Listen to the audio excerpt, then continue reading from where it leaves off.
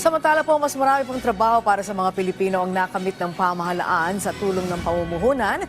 Ito'y matapos pumalo sa halos 200 strategic investments na nagkakahalaga ng higit 4 na trilyong piso. Ang nasertipikahan ng Bureau of Internal Revenue, si Clazel Pardilla sa Sentro ng Balita Live.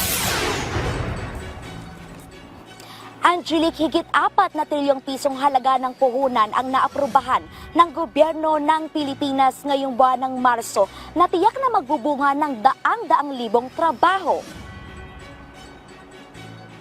Ayon kay Pangulong Ferdinand R. Marcos Jr., 187 na strategic investments na ang nasertipikahan ng Bureau of Investment sa pamamagitan ng One-Stop Shop Action Center for Strategic Investments. Kabilang dito ang proyektong magbibigay ng malinis na kuryente, magtitiyak sa produksyon ng pagkain, digital infrastructure at manufacturing. 45 rito ay mga dayuhan ang mga nagmamay-ari mula Denmark, Netherlands, Switzerland, Singapore at iba pang bansa.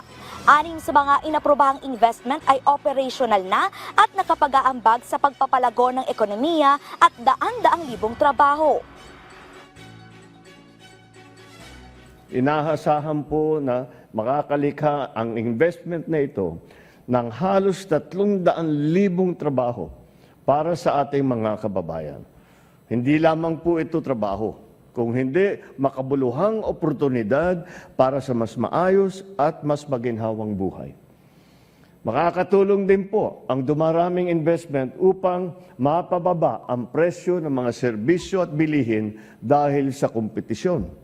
Kasama na po dyan ang mas maayos na transportasyon, enerhiya, komunikasyon, dulot ng mga makabagong teknolohiya mula sa namumuhunan.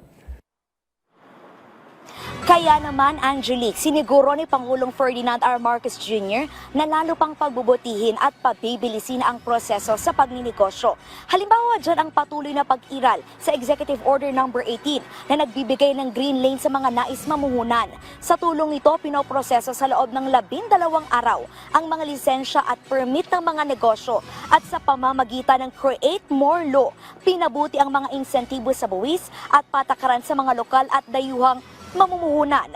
Layo nito makapaghikayat ng mga investor at gawing prime investment destination ang Pilipinas. Samantala ngayong araw, kinilala ni Pangulong Marcos ang kontribusyon ng mga ahensya ng pambansang gobyerno at mga lokal na pamahalaan sa pagpapalago ng pamumuhunan. Binigyan ng parangal ang mga institusyon na nagpakita ng aktibong pagsuporta sa mga investor, tulad na lamang ng pagbuo ng Green Lane Focal Points, pagiging maagap sa pagsiserbisyo at pagtugon sa mga issue ng mga developer.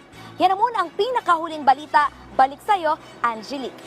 Okay, maraming salamat, Clazel Pardilla.